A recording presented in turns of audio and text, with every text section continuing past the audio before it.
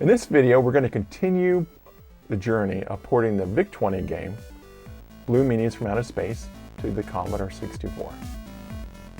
Along the way, we're going to take a look at Purple Turtles. It's a simple but fun early game that has some neat qualities. Let's dive in.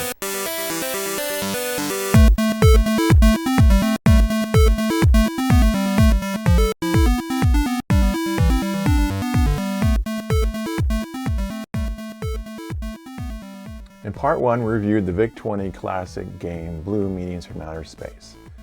And from that research and findings, I broke the project down into smaller parts, which basically helps us stay organized and make steady progress, even in those small chunks. So we have items in the backlog on the Trello board, then I also have columns to do, in progress, and done. You can see that I have a few items actually in the done column, and I'm going to show the full progress at the end of the video. We're building this port in BASIC, which is an interpreted language. That means we'll need to be mindful of how the language works to ensure the game runs smooth as possible. I'll share a few of the resources I found to help in that space. Commodore 64 Exposed, website Write Fast Commodore 64 BASIC, and Serious Programming for the Commodore 64. I'll include the information in the description, and if you have any other ideas, please share in the comments. In the Serious Programming for Commodore 64, it offers a fresh perspective on code documentation readability.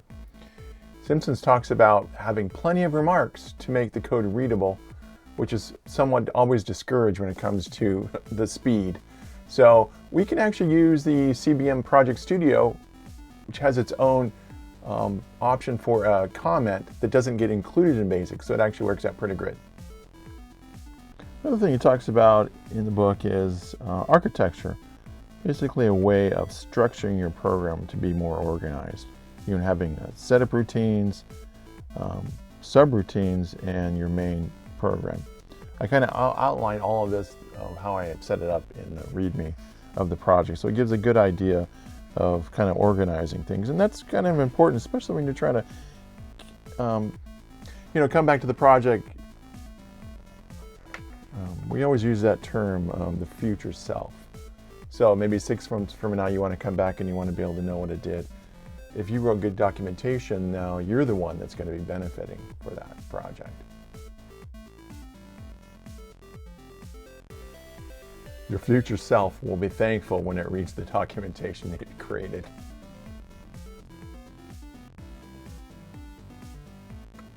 Because BASIC's interpreted, how you enter the code could change how fast the project will run. Frederick Ransberg does a wonderful job of explaining different patterns and even shows the speed improvements in a test program. One of the items I noticed while building the title screen was the difference between print and poke. In these two test modules, I can run them separately from the project. In the lower left corner, you can see in the file it's not part of the build. So I have a poke version and a print version. We launched the poke version. Oh, it doesn't output a file directly to generate. It needs to generate the line numbers first, kind of, so because it's a P BASIC type. And here the program will run in Vice. First, the screen memory is poked, and then the color memory.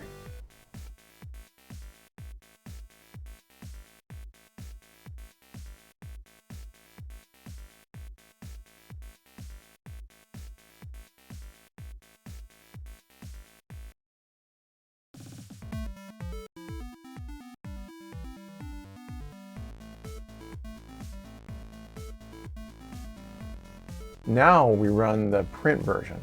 One difference is the screen and color is combined. It's just a single pass.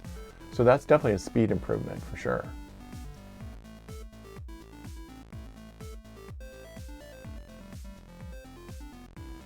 It clearly shows the poke is much slower than the print.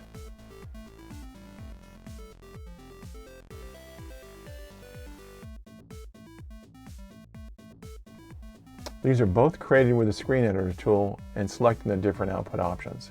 It's a very nice tool to create these tests. You can run back and forth and figure out what works best. Now let's take a break and talk about the game Purple Turtles by Quicksilva back in 1983 from Mark and Richard Moore.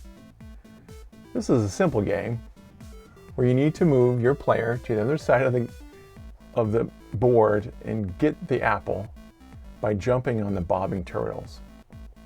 Now I'm just going to jump right into the retro debugger so we can go ahead and analyze the game. Looking at the game, you can see the player, the clouds, the owl, the sun, and the hot air balloon are sprites. But the turtles, they're a custom character and they're being adjusted to animate in real time. It's pretty interesting. That hot air balloon sprite sure does look familiar. Does anyone know where that's from? Please add your comments if you think you know. Alright, now let's play the game. Yeah, this is, definitely have to know the pattern if we fall in there. And looking at the lower corner, it looks like there's different levels, so I imagine each level will get harder and harder.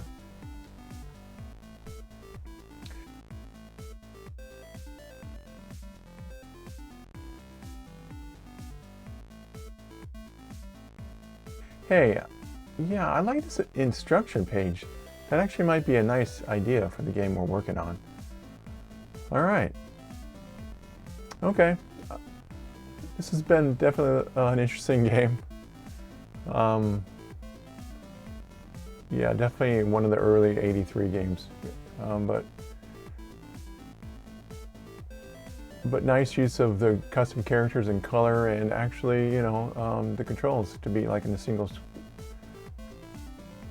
Nice.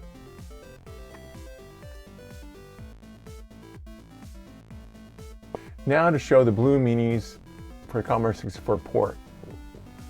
Let's run the program to show the progress so far. So the title screen will show and display a loading text. That will be. So basically what that is it's updating the custom characters right now. So it takes about 90 seconds, which is way too long. The Commodore 64 Wiki does have a good example for a machine language option. I was trying to do this all in BASIC, but it looks like I'm going to have to kind of adjust it for that. So once that finishes,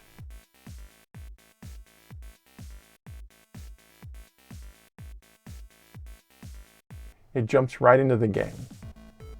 I still need to add a press any key to start or something because you want to be able to kind of not jump right into the game when you first start.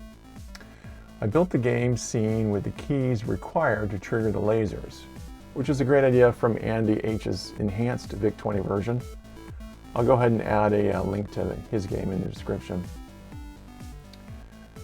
Now, once we just press any key, it's going to show me the message from the Meanies.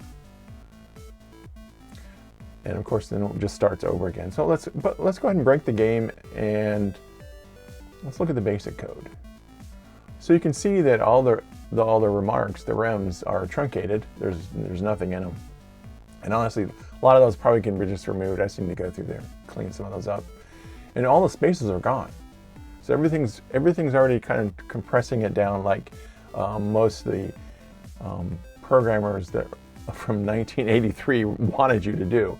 But the nice thing, like I said, is we can use the Commodore, rather the CBM Prg Studio to kind of put our comments in using the bang dash option. Well, that's it so far. You can go ahead and check out the game in the public GitHub link. I'll put it in the description. All right, next time we'll add the game logic and maybe even the sound. If you enjoyed the build, hit the subscribe button, add comments, and follow along on GitHub. Check out this next video, and as always, have fun exploring the world of retro computers.